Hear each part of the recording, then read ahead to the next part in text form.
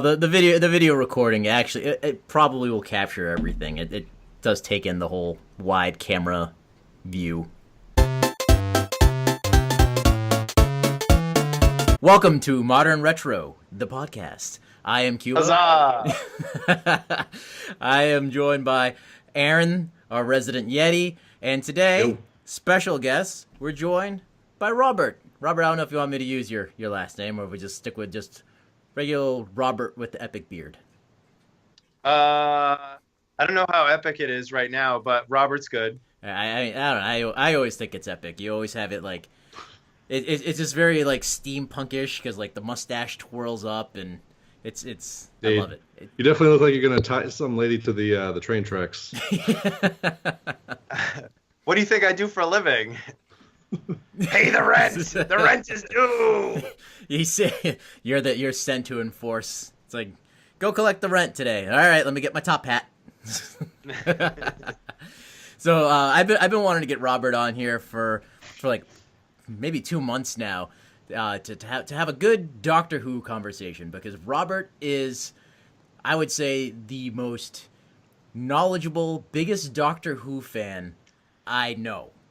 It's impressively scary and awesome all at the same time. What was it when you're here? Asperger's, yay!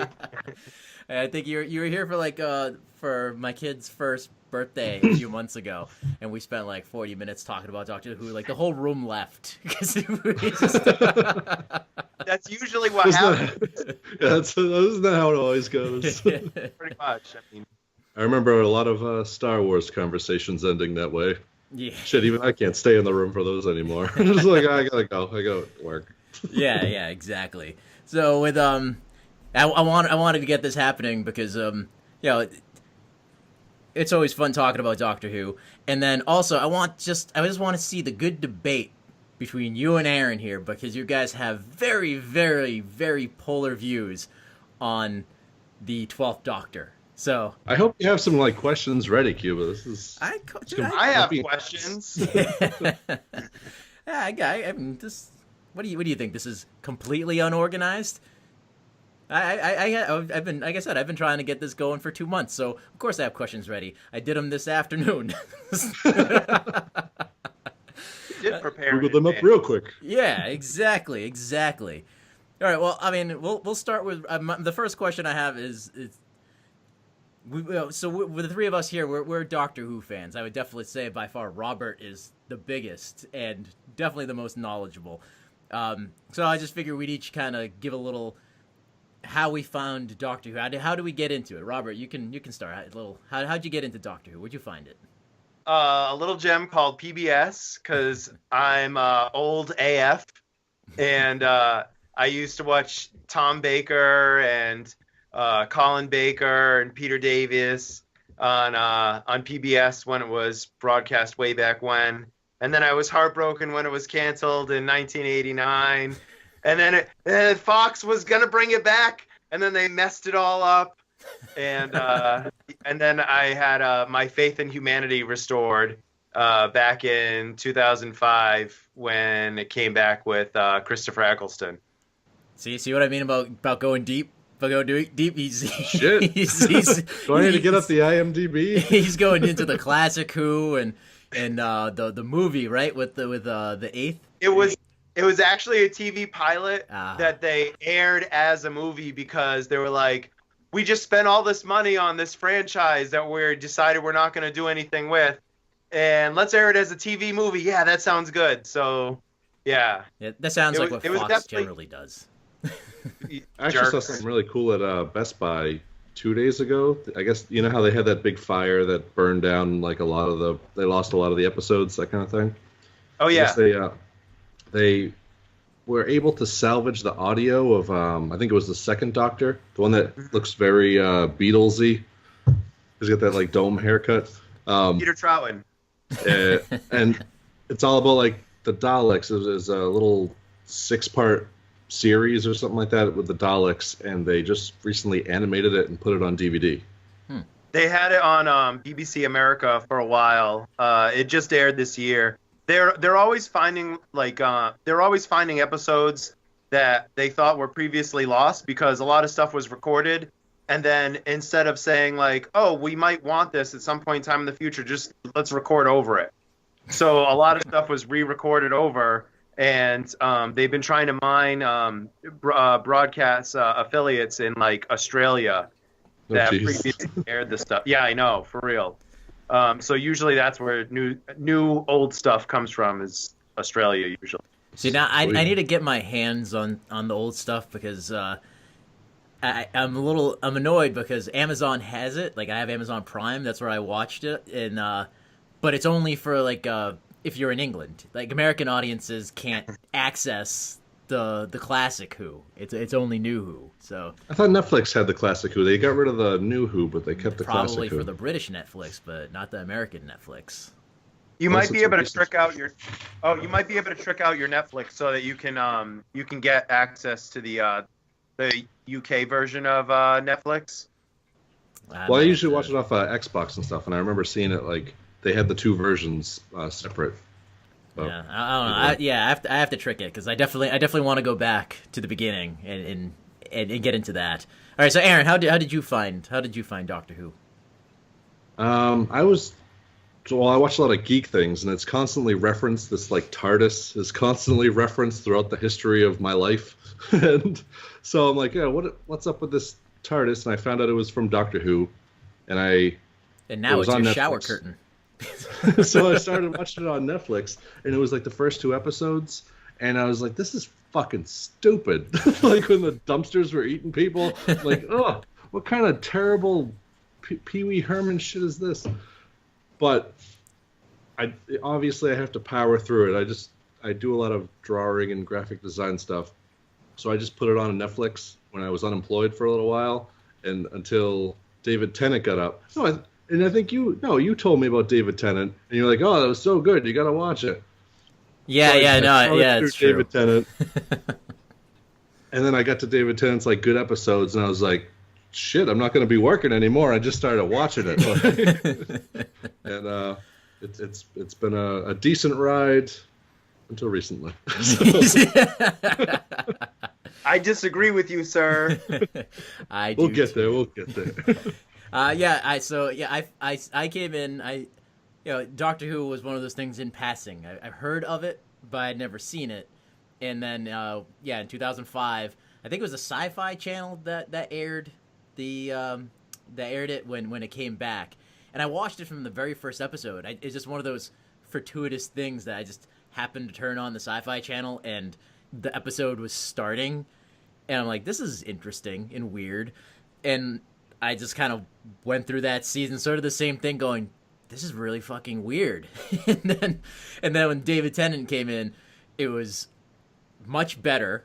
Even though his start was kind of bumpy a little bit. That Christmas special, not a fan of that. Most of the Christmas specials are kind of. Well, they were. I think once the 11th Doctor came around, they're like, all right, the Christmas specials are going to be the really important episodes now. Like that, almost like the end of season, like transitioning to the like regeneration episodes. But before then, they were like, just like the really random, what the hell am I watching type of episode, and then I think it was taken off. It was taken off Sci-Fi and then like put on BBC America, I think, which I didn't have that channel with that basic cable subscription, so I just wasn't able to watch it again for the longest time until maybe like 2 years ago, because it was on Netflix. So I started watching again right around when the baby was born. I'm like, all right, some long days of sitting here with a little creature sleeping on me. I'll get back to this Doctor Who. I watched like 5 episodes, and then it went off of Netflix. I'm like, motherfucker. And then I found out it was on Prime. Can we swear on this? Oh, yeah. Yeah, totally. Yeah. Fuck, shit, piss! I don't know. Knock yourself Welcome to the out. internet. Oh, yeah, we definitely have an explicit rating on our iTunes, for sure. Yay. I need to get my lamp. So you can keep talking, I can hear you. Empty chair, yay. Yeah, so I finally got back to it. The earlier part of end of last year, beginning of this year, I binged it for a while.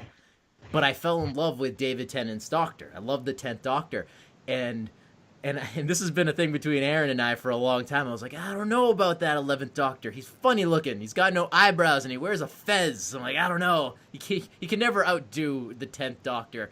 So I actually stopped watching because I did not want David Tennant's tenure as the Doctor to end.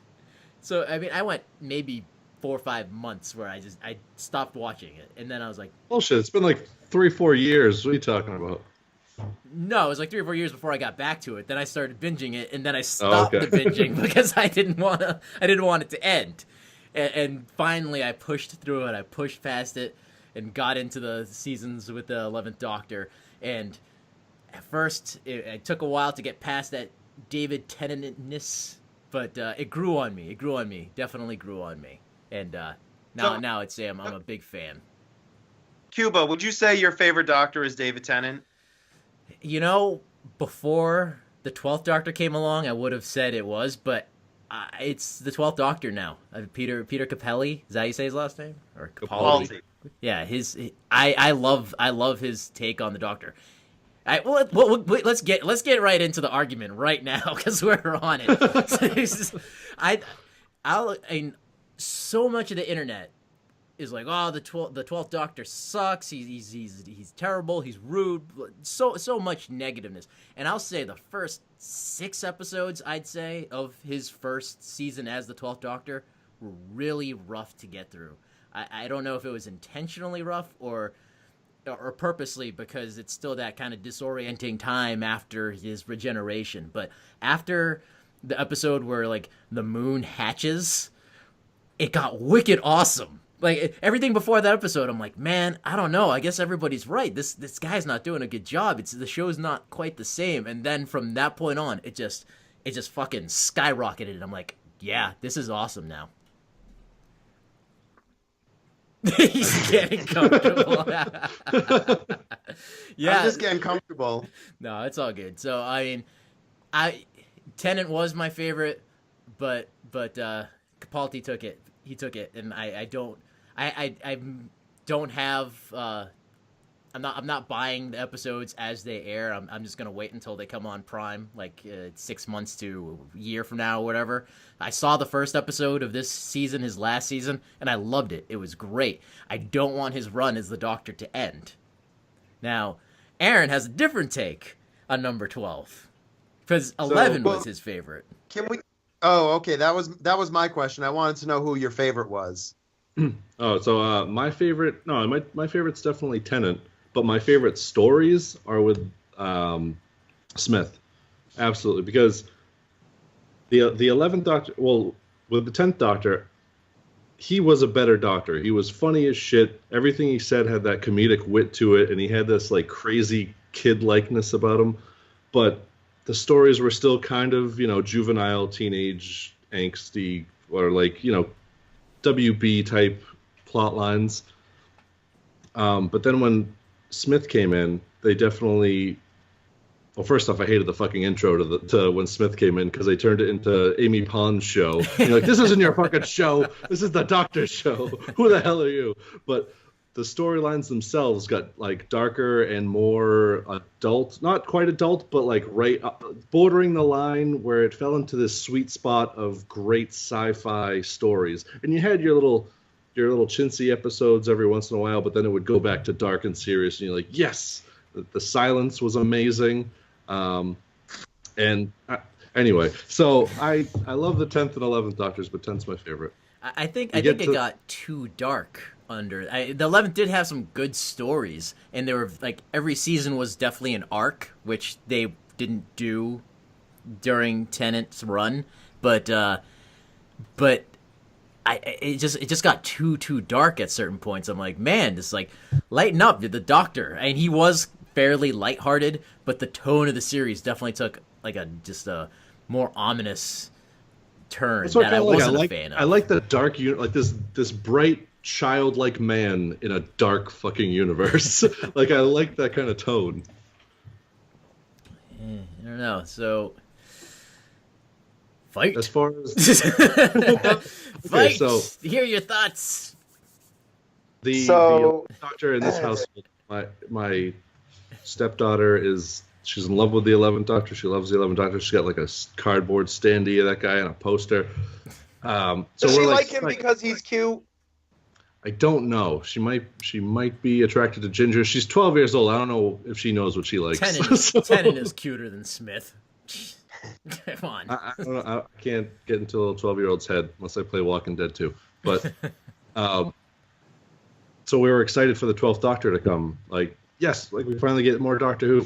And it's run by the same guy who did all the cool dark episodes like Don't Blink and shit like that. Like this season's going to be great. And they started off with a fucking dinosaur.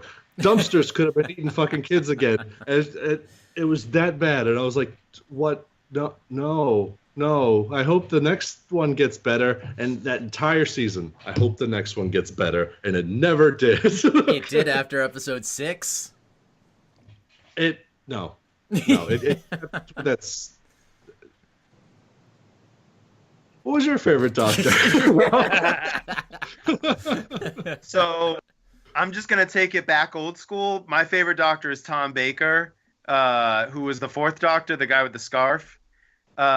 He was just so funny and like off the cuff, and his humor was so impeccable. Like there was one scene where I remember they knock on someone, or they ring someone's doorbell, and it's like pouring, and the production crew is just, they're just drenching them, pouring water on them because they're standing outside, and the guy answers the door, and I think it was the 4th Doctor and Sarah Jane, they're just standing there, and he's like, just drenched, continuously being drenched, and he says, "Excuse me, can I have a glass of water?"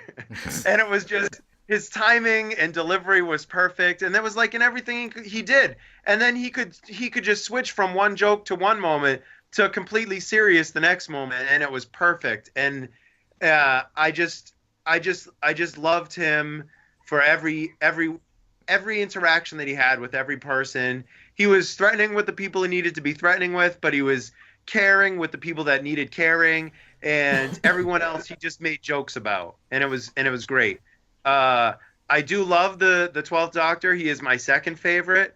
And I think he's probably my second favorite because he's the first Doctor who I really feel like portrayed the idea that he's just some guy traveling throughout the universe. Yeah, he's a genius, but that's besides the point. But he's just some guy. He doesn't have any authority whatsoever. He's just kind of bumbling around, and he knows so much that people just defer to him as an authority. Yeah. So it's just kind of like there's this like subtle humbleness to him, in addition to obviously like his struggling with not being human or caring about interacting with people's emotions or anything like that, where a lot of the other Doctors kind of seem to be more humane, I suppose. Yeah, that's one thing that I hear, a criticism of the 12th Doctor, is that he's rude and standoffish, and people claim that he's not as human, and I don't know. I think he got better with it. I definitely attribute a lot of that initially to how wonky he was after the 11th regenerated into the 12th. I think that really screwed him up. And I read this awesome article that really helps explain, I think, the mentality of the 12th Doctor. It pretty much summed up that the 11th Doctor spent about 1,000 years on Transalore, fighting for 1,000 years of warfare before regenerating. And so the 12th Doctor is not only dealing with the regeneration, but also with 1,000 years of post-traumatic stress fucking syndrome from a 1,000-year war. And like, I was like, wow, you know what? That actually kind of really puts it into perspective, because the 9th Doctor just directly dealing with the Time War, and even the fake rose, what was it, the moment when in the Day of the Doctor, that represent, like, took on the form of Rose. She described the 10th Doctor as the one who regrets, and the 11th Doctor as the one who forgets. So, because the Time War is still newer for Tennant's Doctor, but by the time he's the 11th Doctor, he's like put that behind him. It's like far enough time has passed. And then all of a sudden, now he's in this another war that's even longer. So he's got these two pretty traumatic points in his life that help form this new Doctor. So I think that's one aspect that really puts his crabbiness, especially in the beginning, into perspective.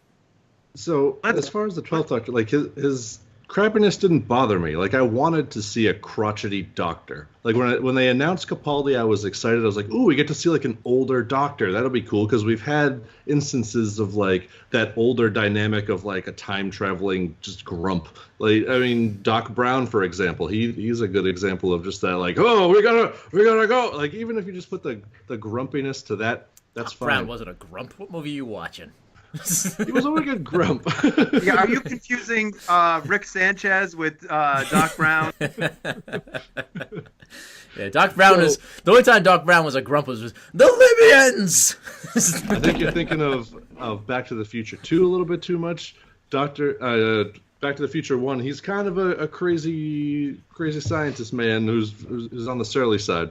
But anyway, I was excited for it. Like I really wanted to see it, and after the terrible first season of the 12th Doctor, I went and I read like a lot of shit about Capaldi, like his take on the Doctor, and obviously he was a huge fan of Doctor Who, the older Doctor Who's, and he wanted to bring that to his performance, and I think he absolutely did that, but he brought the 1940s or whatever, whenever that came out, like that sensibility to now TV, and it didn't cross over. Nothing felt like it had stakes. The acting seemed off. The jokes never landed. And then, so after season 1, I'm like, ugh. Season 2 came along, and I heard that they had listened to a lot of people's commentary about him being grumpy and shit like that. And I was like, okay, so season 2, they like brightened up his costume too. It wasn't as dark of a costume. And they start season 2 off with, they get rid of the sonic screwdriver. They bring in these fucking stupid ass sonic sunglasses, and he rides in on a tank. And for me, watching these things almost in succession for several years, like him riding in on a tank is not something that was a great joke. Does. It was. That was an awesome joke. Playing an electric guitar. I thought that was awesome. I hated every second of it. I was like, it was almost like they were trying to jam his coolness down your throat for the younger crowd so that they would like him, because the ratings weren't as good as the previous years and they wanted to make him more popular. And it just felt forced. And the Doctor is the Doctor. He's not the War Doctor. So he wouldn't ride in on a fucking tank. He'd run on like a llama. No. You're putting him up on like this, I don't know, some weird pedestal, because I see why they did that. Him riding in on the tank. I'll agree that the sonic sunglasses is stupid. I never liked that idea. But I think the sonic sunglasses are interesting. I like that he has an actual legit Sonic now. Yeah. But it looks like the coolest one, I think, now. It looks so cool. Well, they went back kind of classic style with it. They use the sunglasses and the Sonic in the same episode. They just use it for different things. So, like, when it's useful to use it as sunglasses, they use it as sunglasses. And when it's useful to use it like a tool, like a multi-purpose tool, or to look like a weapon, even though it's not really a weapon, then they use the screwdriver itself. But there's other stuff that's going on here too that you haven't acknowledged yet, which was the writing is Peter Capaldi doesn't have any control over the writing. Realistically, that's all Stephen Moffat. And so, yeah, for sure.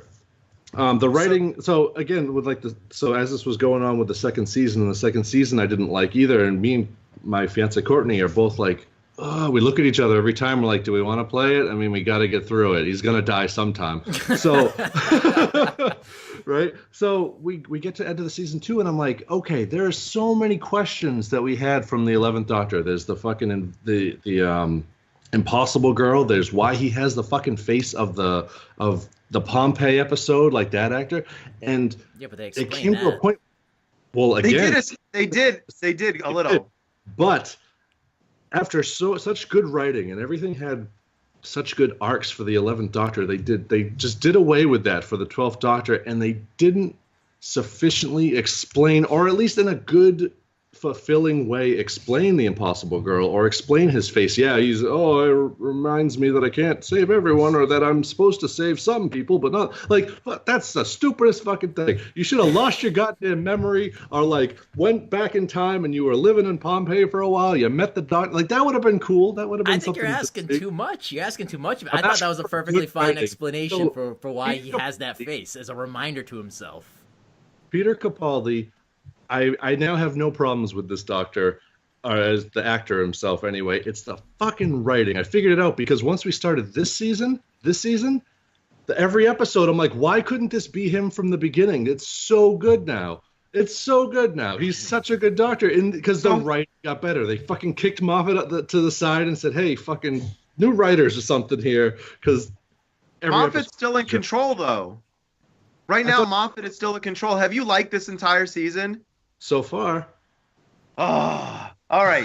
So, season 10, episode 1, Bill's first episode, I loved. I thought it was a great way to introduce a new companion and establish their relationship. And I liked the fact that the antagonist, the living puddle, which kind of was cool, but like way OP. I like that it was in the past, it was the back burner, and they dealt with it for like all of like 10 minutes. Right. But realistically, the episode is about building the relationship between Bill and the Doctor. Like they had that great moment where she's like, I don't have any pictures of my mom, and then it cuts to her surrogate mother, the adopted mother, right, saying like, oh look, I found this whole box of photographs, and right away it's from the Doctor, and it's such an endearing thing for him to do, and you get that little clip where you can see the picture in the background. But Oxygen was kind of like a throwaway episode, and he introduces capitalism, which is a failed mode of society at the end of it. It was kind of irritating. And Knock Knock, zombies in space somehow. Knock Knock was kind of like another throwaway episode. The Thin Ice was kind of like the Beast Below again, and then even Oxygen I kind of struggled with a little bit, but I did enjoy the fact that there was a dig at capitalism at the end of it. So the overall stories of this season haven't been the best. That first season, I liked how they called it pilot, because it was like basically reinventing the wheel, and you had that what's his name, Bill, just asking the questions that we've all been kind of asking about sci-fi stuff. That's like nonsensical questions, like why can we do this over here and not over here, or like I'm black and I'm going into the history, like that's not really a good idea, shit like that. Right. Yeah, that was one of the things with Martha Jones. Like I think it was like her first full episode as a companion. He brings her back to like the Middle Ages. She's like, "Is it okay for me to walk around?" And he's like, "Yeah, why wouldn't it be?" She's like, "Well, because I'm black." And he's like, "Yeah, you'll be fine. Just act like just pretend like you know what you're doing or something." I'm like, no, I don't think that would fly. I don't think that would work in the Middle Ages. So they've kind of continued that with Bill. Every episode, since she's a super sci-fi fan, she asks like a question that's like, duh, why wouldn't you ask that? That makes so much sense. So I like that dynamic. So the stories themselves haven't been the greatest, but the way the characters are being portrayed are finally in line with how I thought it should be from the get-go. And it's less old school and more like, okay, this is the way it should be. Quiet, reserved, but what's the word I'm looking for?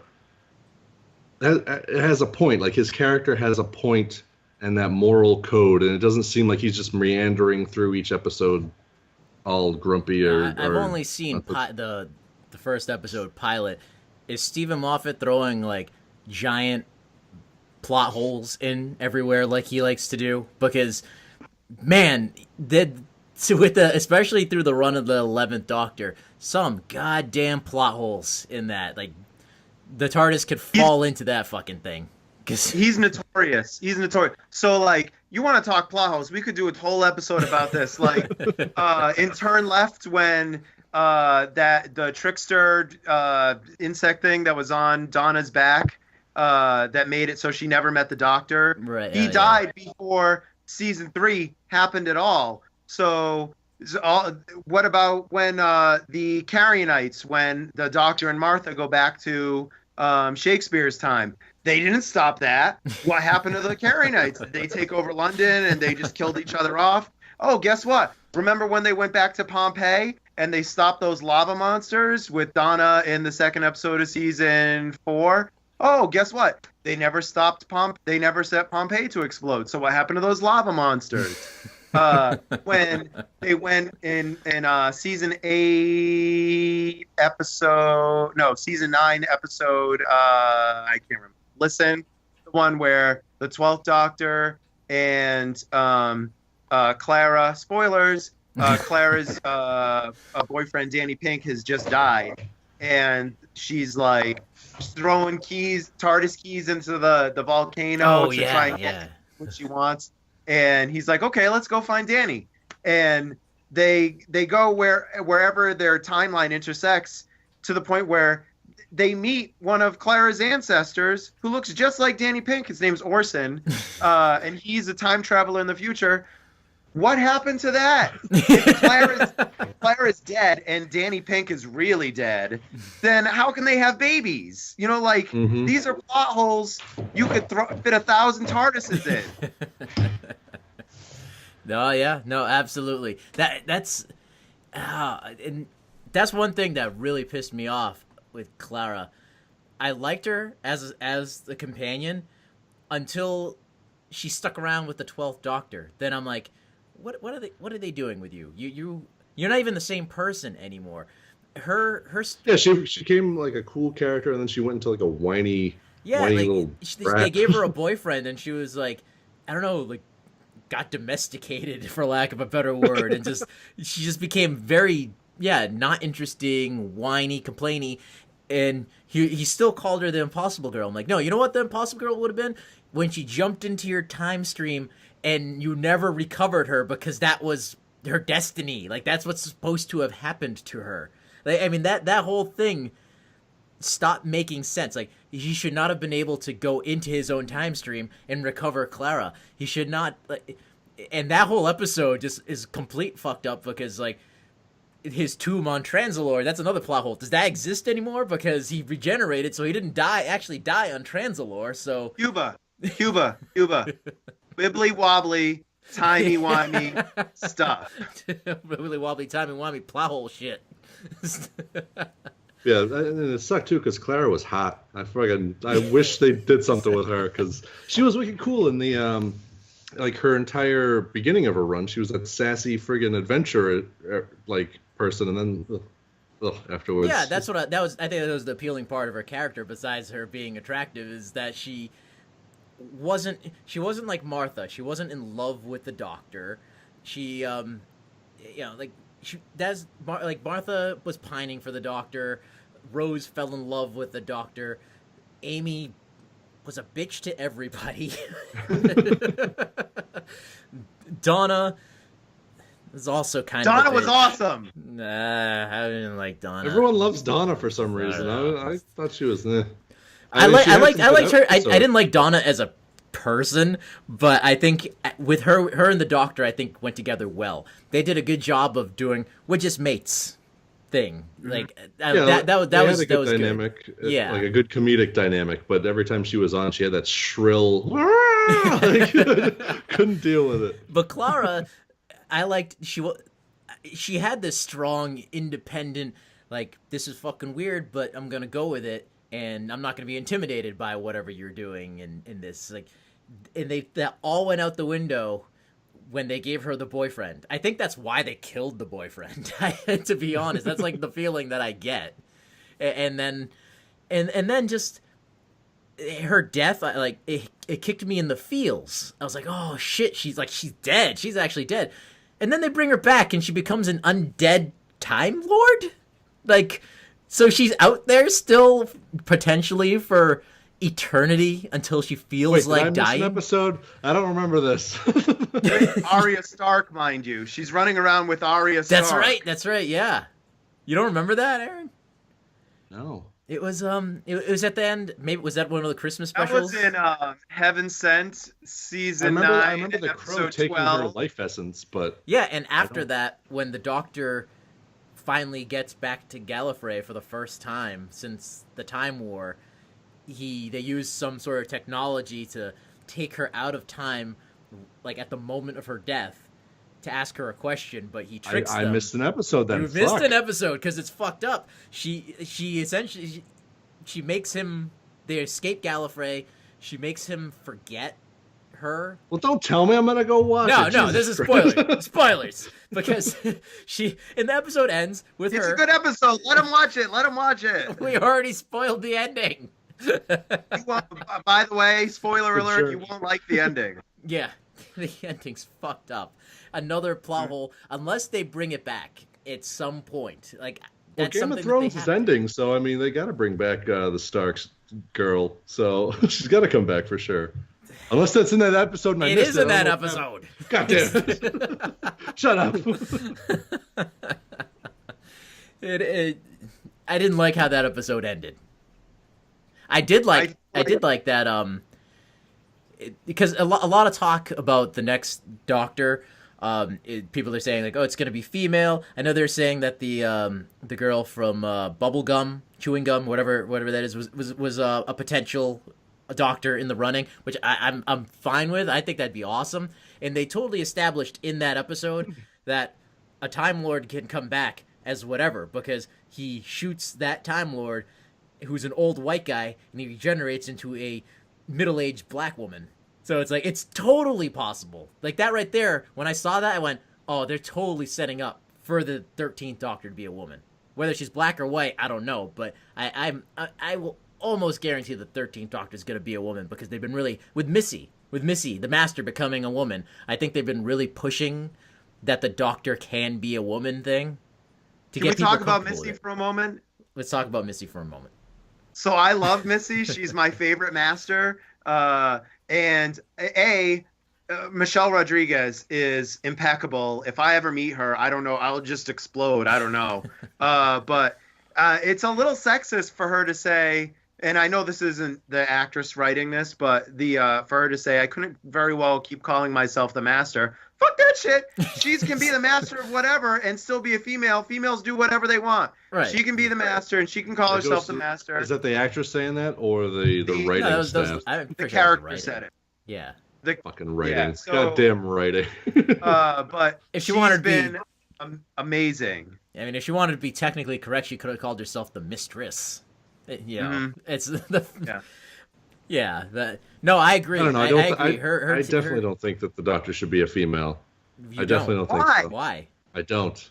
Because I would rather see like a River Song show of like that Time Lord, like having her be a Time Lord and having her own show and do certain things. But I don't want to see the Doctor. Now, sir, I absolutely love River. Like, I'm in love with River. I want her to have her own spin-off show for sure. But no, it's like it can't be separate. It's like, oh, I'm fine with River having her own adventures, but not a female Doctor. There's absolutely no reason that the Doctor cannot come back as female, and I think that would add a new, extra interesting twist on the show.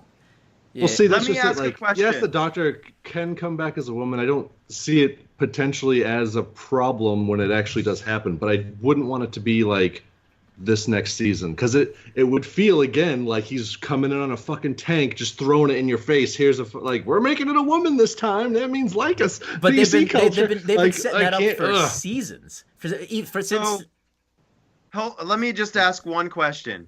In 54 years, the Doctor has only been portrayed as a white man. There's a reason for that. His opinion And doesn't why matter. is it? Wait, say that. I missed the question. What was that? So, in 54 years, the Doctor has only been portrayed as a white man. Mhm. And it has nothing to do with Time Lords or Gallifrey or the Doctor himself. Why is it? It's because the people that write the show are patriarchal racist. I mean, not racist, sexist. They don't think that a woman they could be can, racist too. well, maybe they're so British. white. They invented the patriarchy, but that also goes into like the prominence of the character and showbiz at that time, going through all those years, and who, I don't know, it could have happened up until this point. Like you could say it should have happened at some point at this point in time, but I don't think with so many eyeballs, it feels like it would be just a ratings grab at this point. If they make it like But that's totally that's television in a nutshell. BBC America has literally said they're making the next Doctor be like David Tennant-like, so that they can do a romantic, younger 10th Doctor like feel to it. They could do the same thing and have a female Doctor and have a male companion. They could. Right. They could have a female companion and a female Doctor.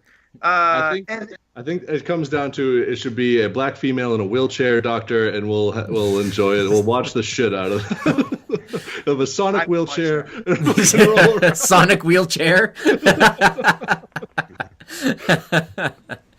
I think they've been prepping people for a long time for the next Doctor being female, because as far back as the little mini-sode of the for the Day of the Doctor, where it showed the 8th Doctor regenerate into the War Doctor, I forgot who those priestesses or whatever. The Sisterhood of the Khan. Yes, thank you. They're like, you can come back as whatever you want, male, female, whatever. So like right there, I'm pretty sure like that's where they started planting the seed, because then we got the Master coming back as Missy, and then like I said, we got the old male Time Lord regenerating as female. So it's not coincidence in my eyes. I think they're like just getting you warmed up to the idea that the Time Lord can be male or female, doesn't matter. I'll be behind it if they actually legitimately come up with a reason for it to be female. So, for example, the 12th Capaldi. Capaldi came back as an old man, and it was kind of a nod to like how weathered he was in the 1,000-year war there that you were talking about. So he was haggard, he was old, he felt it, and he came back like his power wasn't up to full regeneration power, and he came back as an old guy. So it made sense within the lore, and that's why I was kind of excited for it. So I mean, if they somehow explained why the changeover in a decently written way, I'll be behind it, obviously. But I don't just want it for the sake of. I'll tell you why. Because his companion is Bill, and he's gonna give her a hug, and her black femaleness is gonna rub off, and he's gonna come back as a black female. There's your explanation for it. I'm game for that. And I hope they do it well. Like, I hope he's like, ooh, haven't had these before, or something like that. It reminds me of the. Did you ever watch Community? Mm-hmm. Yeah. They had that TV show. I can't remember what they called. Yeah. Inspector. And there was one episode where they went to a Comic-Con and they were talking about the only female inspector. I guess her name was Minerva, and they're like, oh, everyone hated her. And I think that people are afraid that the audience won't attach to it, but I think it's the same concept as like with Peter Capaldi. He was an old guy. He wasn't, like hugely well known outside of the UK, and people were hesitant, but they came around eventually. And I love him. I think he's great at the job. He's my second favorite Doctor altogether. But it's just one of those things where I think you have to give people a chance, and they'll come around. But it is important because, like, if you think about it, I know you're a white guy, Aaron, and what? Cuba, you're like, listen, I'm making a point. So Cuba, you're a person of color, or the very least, you qualify as minority status. I'm a white guy, but I'm gay. So like I sit there and I watch TV shows and I'm like, gay person, maybe next season. Maybe we'll get a gay person on the show. Maybe, who knows, whatever. And then you look at TV show lineups, and unless the show's made by a woman or a person of color, almost every single person you see is a white person, and there's their token minority. And maybe it's a Latino, maybe it's a black person, but generally not more than one. And I mean, I think we're coming around, but it's still like... I just think you're not watching BET enough. So, yeah, but the thing is, if all the shows you watch are all just white people, or with the occasional like gay person or gay storyline, like once, is terrible. There's no gay main characters. And every once in a while, they're like, oh, look, there's Mulan. She's a lesbian, even though she never talks about it or tells the person that she loves them, and they never act on it. But there's a gay person in once, hundreds of characters, and they're still like, it's like we're all hidden. All the people of color are hidden. You get to see them every once in a while. And it says something, like all the people that cosplay the Doctor. These are people that see something in the Doctor and they're like, I like that. I want to emulate that. Except you don't really get to see the representation of all the others. So what about all the little black girls or the little Latino boys who are sitting here and they're like, it would be nice to see some representation on this show so I can like go forward and think to myself as I grow up, I can do these big things too. And I feel like for that reason, at the very least alone, we need to show more representation in TV. And Doctor Who, the main character can become black, white, Asian, male, trans. Who knows? Who knows what the next Doctor is going to be like? But at the very least, because we can, and it hasn't been ever done in the show, the next Doctor should be some type of minority.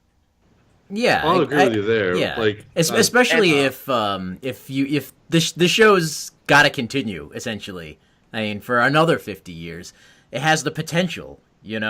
It's so many shows that go 10 seasons unless you're The Simpsons, and then you're at like 26 seasons or whatever. But Doctor Who has the potential to exist forever because you have the ability to recast the main lead whenever you want with whoever you want. So I also give it a little bit of leeway too because it is from Britain and that's where we keep all the old white guys. So that's all that's kind of there. I'll give British television a little credit. It's far more diverse than American television. If you watch a lot of British shows, there are far more black people in general in British shows than there are in white America than American shows, and more female leads, more gay characters, or at least bisexual characters in British shows than there are, I believe, in most American shows. Was it Captain Jack Harkins? There, he was he was sexually fluid. Sexually is the word you're looking for. But he's not the kind of person. He's not the What do they call first, that? the only character. There's other ones that aren't popping into my head right now. But Doctor Who's always been like that more than most shows, where it's like the character. They don't make as big of a deal about it as I would like in an American show. It's like, this character's gay. Look, everybody, this character's gay. But on the British show, it's like, this character's gay. It's like, oh, cheerio, how you do? Yeah, that all comes down to writing. Like you have a good written character, and he's gay. Great, no one calls attention to it like it's this amazing thing. It's just, hey, that's a part of life. But then you look at Disney over here with LeFou and Beauty and the Beast. Look, he's gay, and everyone's like, "Oh God, you're rubbing it in our faces." Like if it's written well by and produced correctly, and it's not just like I said, a ratings grab, then I'm all for it because I don't give a shit. So, a female, black, Mexican, Asian doc, make them like all at once. Maybe you should have like a Asian eye and like with a an eye black patch. jaw. Midget with an eye patch. Yeah. Let's get that dude from the Steve-O show, whatever. Wee Man. Wee Man, that's right. Wee Man is the next Doctor. Speaking of, What about Peter Dinklage? oh, he would be good awesome. doctor. Actually, yeah. Game of Thrones is ending. Oh shit! So, I mean, do you have any other recommendations of who you would like to see as the next Doctor? Me? I do like the girl from Chewing Gum. I've been watching that specifically because I read the same article that you did that said she might be the next Doctor. I think she could totally pull it off. It would be hysterical because she's smaller stature. So it would be interesting to see her walk into a room and like a historical setting, all white guys, and just be like, "And you're all my bitches." She does have really good comedic timing, like this really yeah. good awkward comedic sense to her that I think would really fit as a Doctor. That I heard also Tilda Swinton, and I love Tilda Swinton. Oh my God, I could spread Tilda Swinton on a piece of butter every single day, and it would never get boring. But I also heard the girl that played Agent Carter in in Agent Carter. She's a British actress. I haven't heard that one, but yeah, she'd be good. Yeah, that's the one I heard for the female. I'd be down for her because she was great in Agent Carter. And she doesn't hurt to look at. Exactly, she's hot. that's but she also your criteria. like, she's hot. Well, I'm looking at her on Google Images right now, and she's in like a pinstripe suit. She looks like kind of a mix between the 10th Doctor and a River Song. So it would play into the whole kind of character generalities that they have in the show all the time. All right, I'm gonna ask this. Robert? What's your opinion on River? And like her whole arc there, and what they did with it? I've always liked Alex Kingston. I think she's amazing. I liked her on ER. She got written out of ER because the NBC was like, "You're not sexy enough." Really? I think she's sexy as hell. I Holy shit! loved her. Well, you're biased because your wife could cosplay River Song all day long. And I have been trying. I'm like, you gotta do this. You gotta do this. I'll get there one day. I'll get there. I'll work on her Saturday. We'll figure it out. But she comes on the Doctor. She comes on the Doctor Who. She comes on Doctor Who, and she's like exudes sexiness out of every pore, and she just owns everything. Oh my God, she's awesome. I like how they ran her story like interweaving. Yeah. But I mean, theoretically, she could come back at any time. They would just have to find some way to work around it. I don't know. I think she was great. I like how they did it. It sucks that they kind of wrote her out a little bit. Yeah, like you said, she can technically come back at any time. Yeah, that was one major thing that was missing from those seasons. The 12th Doctor was there was barely any River Song. Well, they ended it with her story with the 12th Doctor. You know, the husbands of River Song. Yeah, and like I think you and I talked about that episode, Aaron. You weren't a fan of it, and I was like fucking hated it. I maybe because I love River more. I don't know. Maybe I'm just saying. I love River. I absolutely love River, and it hit me in the feels. I felt sad at the end of that episode, knowing that that was it. That's it. And I went back to the her first episode in the library to rewatch that, and I'm just like, fuck! It makes me so sad because she was like, and the best part of River is that, and what made her sexy was that full on confidence in herself and everything that she had. And out of all the spin-off series that Doctor Who had, I mean, there was like 3 spin-off series at a certain point around like when like Tennant was the 10th Doctor. There's Torchwood, the Adventures of Sarah Jane, which was shite. Obviously. God rest her Elizabeth Sladen's soul. I'm sorry she died. And the newest one is Class, which is also kind of hot shite. It's not very good, but they're just marketing off of Doctor Who, and every once in a while they mention him, and it's just kind of like, this could have been a completely different show, not connected to Doctor Who's continuity at all, and it would have been a lot better. Like Agents of S.H.I.E.L.D., where it's like, oh, I guess we got to clean up Thor's mess today, and it's like, yes. That was unnecessary. Right, so they're throwing out these piece of crap spin-offs But the one spinoff that would do so well, a River Song spinoff, you don't do. Like that, I never understood. She's down for it. Her and John Barrowman, who plays Captain Jack Harkness, both of them have said that they would totally do a spinoff together or probably separately. They both want to work. And I would totally watch that all day long. Yeah, they're both great characters, and I you think, can make that like a time cop drama. That'd be great. I think out of all those spin-offs, and I was gonna say companions. River was not really a companion; she was her own thing, and that would be the best companion show to Doctor Who.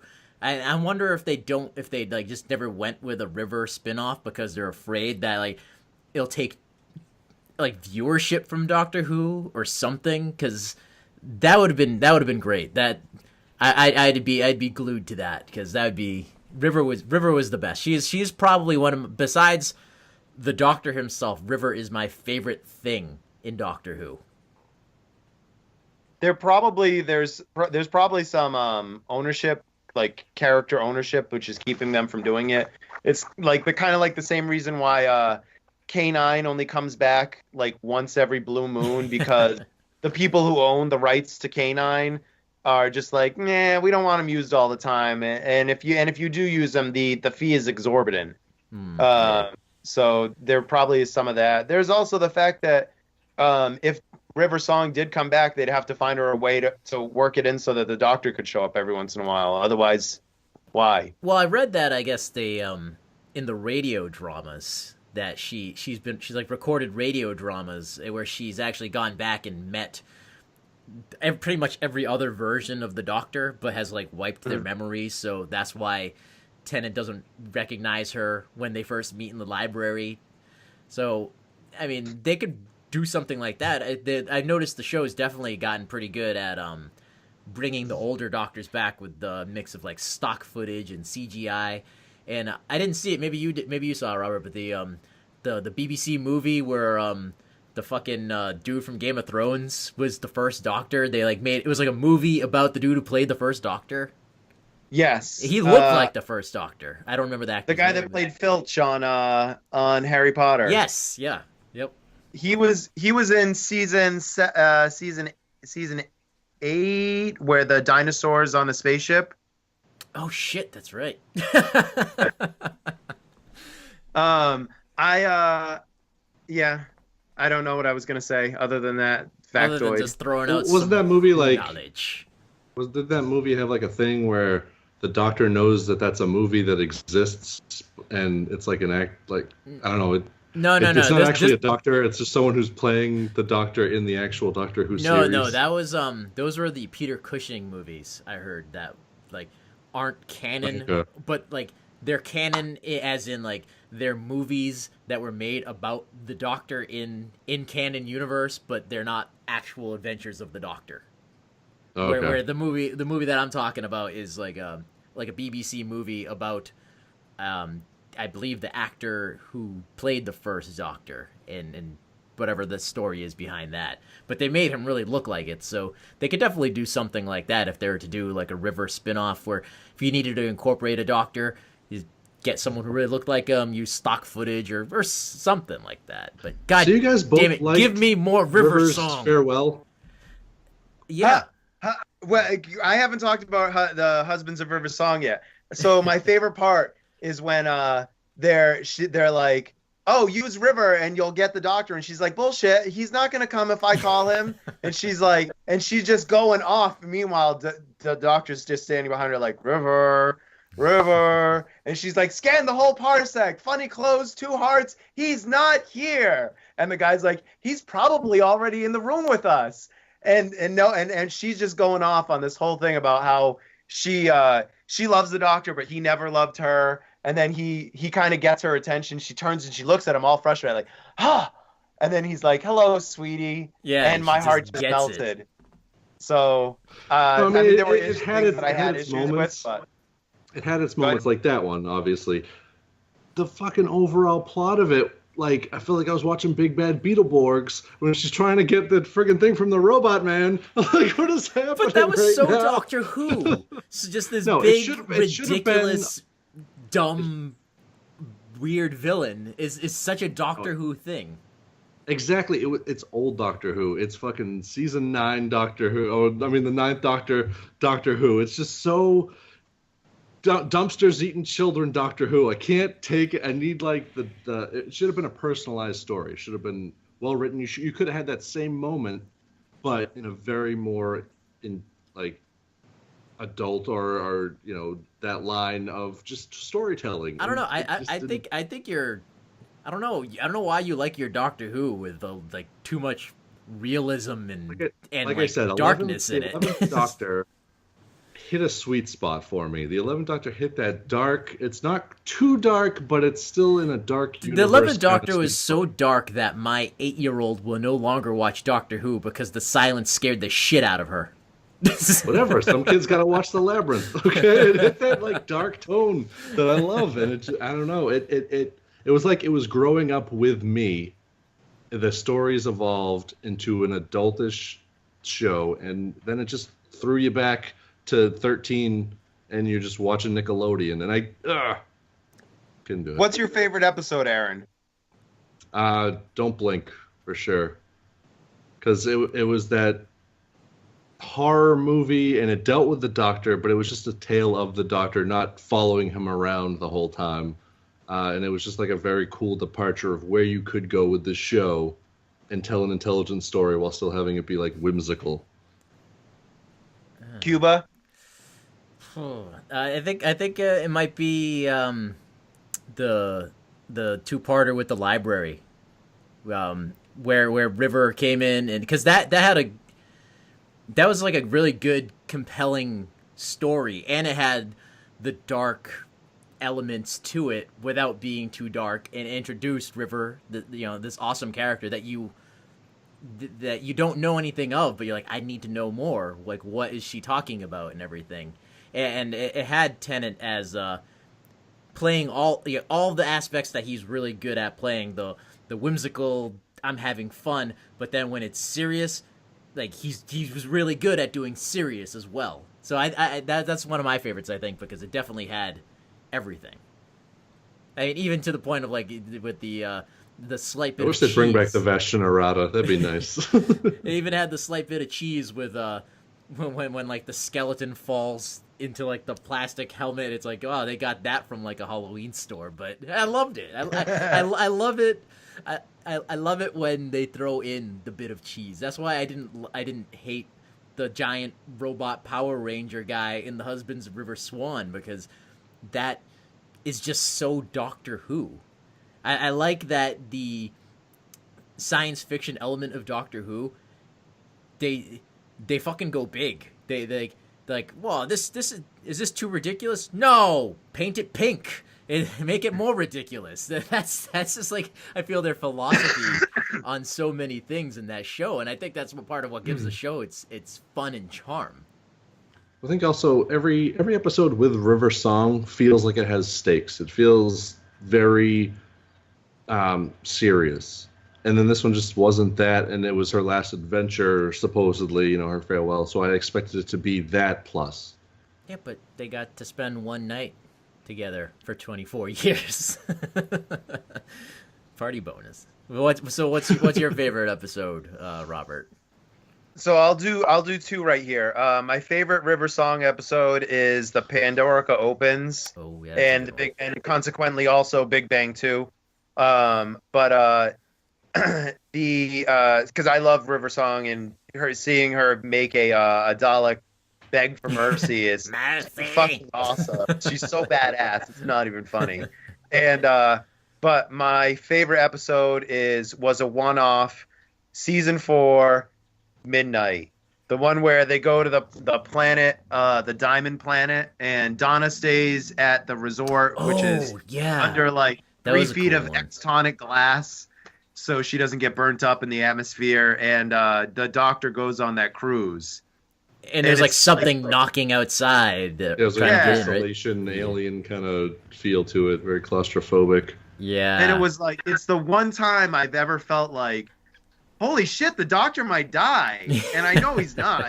He's the main character of the show. In the very least, he'll regenerate. But it was just like, there's that moment of panic when he's just repeating everything that the woman's name was Sky, the blonde woman that got taken over by the alien, where he's just repeating everything she says, and it just sounds like it's like drunk slurring because he's losing everything about it. Oh my god, it gave me so much panic. It was like one of the few ones where I think the Doctor is just not in control at all. Yes, I think that's what made that episode great, right there. See, and you look at that episode, it's not that dark, but it tells such a good, compelling, like, psychodrama that you're completely invested in everything that's going on. That's what I want. So, how do you feel about his new regeneration cycle? Because there's supposed to be like 12 regenerations, and then they granted him a new regeneration cycle on Transalore. But I've read like the showrunner saying like, well, we don't know how many regenerations. It could be as many as we want, essentially. I mean, obviously they got to keep the show going, so that's the excuse. But I mean, I wonder, do you think they'll go like another 12 and then come up with an excuse, or just be like the Time Lords gave him so much regeneration energy that he can just now regenerate indefinitely or something? Aaron? Oh, me? Anybody. Just somebody take it. Catch that hot potato. That whole regeneration thing again goes back to why I accepted the old Doctor Who, like Capaldi, because he was only supposed to have so many. They granted him that extra one, so he didn't have as much like full power to regenerate young. If they, tough one. That never even crossed into my mind that he wouldn't have enough power. I got it in my head that they gave him too much because he uses so much to destroy the Dalek ship, then he regenerates, and then there was an episode when he goes to like the Dalek home planet, and like Davros has him hooked up to the machine, sucking his regeneration energy, and it really has no ill effects on him. Like you still get the impression that like he's still juiced up. Mm-hmm. I think that the whole 13 regeneration came from like the original run when they tried to do something that made it seem like there were more stakes. So they had the Master steal some of the Doctor's regenerations, and then they painted themselves into a corner, and they're like, okay, well, we have this finite number, but we're gonna bring the show back because that's still like 5 or 6 Doctors, and that could go on for a while. If you remember, the 4th Doctor was on for like 7 seasons, so they're like, we'll just figure it out. And now that they have this kind of really ambiguous, because nothing was ever said about how many regenerations they gave him, I think they're just going to leave it ambiguous until they need to define it more. Yeah, it makes sense. What about the Doctor's daughter? Do you think she'll ever show up again? Remember when like they like took up the father or something? Her father's Peter Davison, the 5th Doctor, and her husband is David Tennant, the 10th Doctor. So she's like Doctor Who royalty already. I don't see how they couldn't bring her back, but I think that they're just waiting for a reason to write her in. Because they could do it. I feel like there's so many chances that she could have come back to. So many opportunities to bring her back at that point. I'm wondering, like, it's one of those things where I'm wondering if like it's another plot hole where they did it for the episode and then kind of like forgot. Yeah. Because I mean, there's so much storyline there. They might have been waiting to write it as a spin-off, and it just never took off. Yeah, that's like the worst thing when they write something specifically for spin-off purposes, and then like the episode of the original series of Star Trek where they with the Air Force pilot, that whole guy and that spy service thing that was supposed to have its whole spin-off series that never took off, and that's like why it's like one of the few kind of crappy episodes of the original series first season. Let's see. That's all I got for notes. I think we covered everything. Oh, did we say what's your favorite companion? Donna. Donna. Hands down. Easy. Oi, Space Boy. Aaron? Huh. I liked the beginning of The Impossible Girl, Clara. I Yeah. liked the beginning, but I didn't like where it went afterwards. I She like. was my favorite. I liked the beginning, yeah, until after the time stream thing. I liked Martha Jones. I like that Martha Jones walked away. Agreed. I feel This like is a she solid had. one. I feel like she joined him for the wrong reasons, but then left for the right reasons. And she's like one of the few that didn't get screwed over in some way because she walked Ah! away. Are you kidding me? She totally got screwed over. She married Mickey. Was it Ricky or Mickey? Hopefully it wasn't Ricky because Ricky was gay. Okay, well, she didn't. The point is she didn't die in some horrible fashion or get her mind wiped by the Doctor. So, man, So I got one thing to say is if the Doctor regenerates and we could pick anyone to be the next Doctor, after watching Fantastic Beasts recently, Eddie fucking Redmayne should be a Doctor, or at least go into watching Fantastic Beasts thinking that he's a Doctor. His performance is so Doctor-esque, but like a Doctor that's seen some shit, just silent sadness in his eyes the whole time, and you're like, that make a good Doctor, sir. Like, I wish it would happen. yeah. From the very beginning, I didn't see that movie, but from the very beginning, when I saw the trailers, I was like, this dude's very Doctor Who, like even just in appearance. I agree. One thing I'd like to see with I think they should do some more like mini episodes of the Time War. I loved that when they did when they brought back the guy who did the Eighth Doctor to show the regeneration to the Paul to the McGann. war one. Yeah, like I thought that was even though it was like 5-6 minutes or something like that. I'm like, that's pretty cool. I would like to have seen some of the Eighth Doctor's adventures of trying to stay out of the war. And obviously they can't bring back Young Indiana Jones style. no, I mean, because they could use him now as his age, because that's what they did. And they showed him his regeneration, which is cool. But who knows how long the war was going on at that point? And at that point, he was trying to still save people and like stay out of the war. So I think that'd be like a cool little set of minisodes to do. Yeah. Why don't they just spin off? Eighth Doctor. Eighth Doctor? Yeah. Let's all his adventures. The Adventures of the Eighth Doctor. The Forgotten Fox Doctor.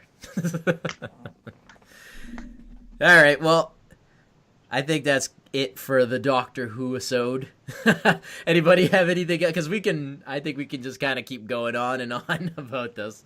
But we could definitely do another one again.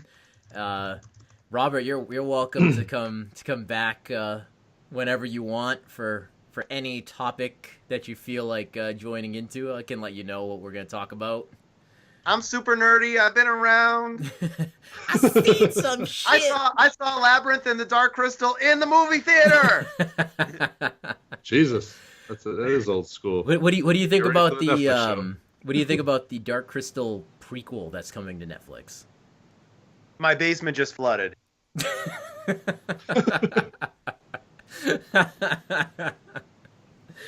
Yeah, I love that.